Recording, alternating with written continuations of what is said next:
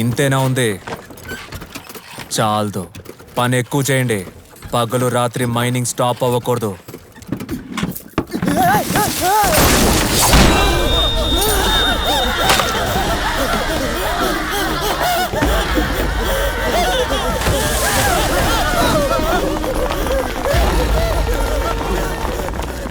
ఈ కేజీఎఫ్ గోడల్లో ఉండే సిమెంట్ నీళ్ల కన్నా రక్తమే ఎక్కువ తాగింది. దానికి కారణమే ఈ కత్తి, అధీరుని కత్తి.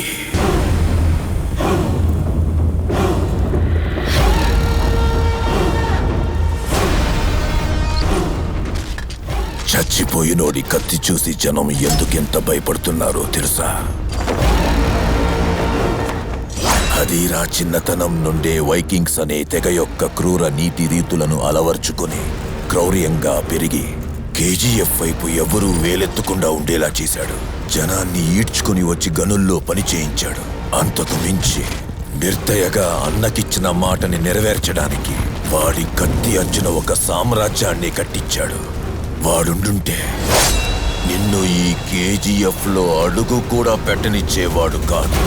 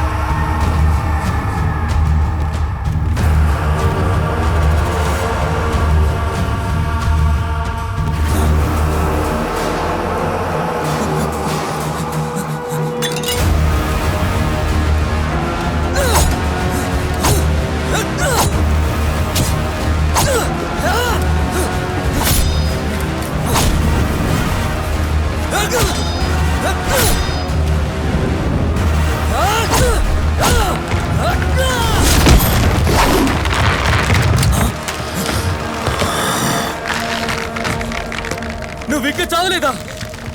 ఇన్ని ప్రాణాలు తీస్తే సరిపోలేదా? ఇంకా యుద్ధాలు చేసి ఈ దునియాని నాశనం చేయడానికి ఇంకా బతుకున్నావా? కత్తి విసిరి రక్తం చిందించి యుద్ధం చేసేది నాశనానికి కాదు.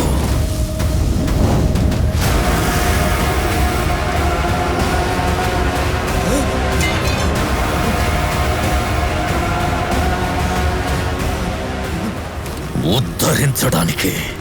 అక్కడ పడే పీనుగులు కూడా పనికొస్తాయి. కావాలంటే రాబందులను అడుగు. అంటే నిన్నెవరు ఆపలే అనుకుంటున్నావా? పెద్ద కోట కట్టాలంటే ముందు లోతైన గుంత తవ్వాలి. నా ఈ సామ్రాజ్యపు పునాదిని నువ్వు తవ్వితే అక్కడ నీకు రాళ్లు కాదు, నన్ను అడ్డుకోవడానికి వచ్చిన వాళ్ళ పుర్రెలు దొరుకుతాయి. వాడు ఆపుతాడు,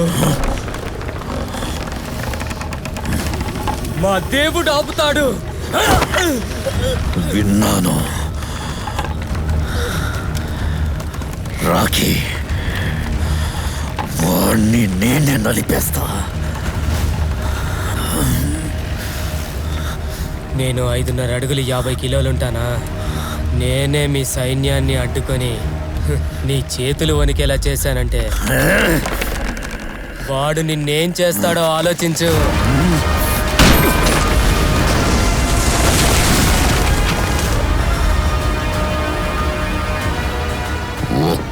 ఆకు పీకుతూ పోతే టైం పడుతుంది. వేర్లతో సహా పీకి పడేయాలి. నీ ఆ దేవుడి దేహం నుంచి రక్తం కారుతుందిగా,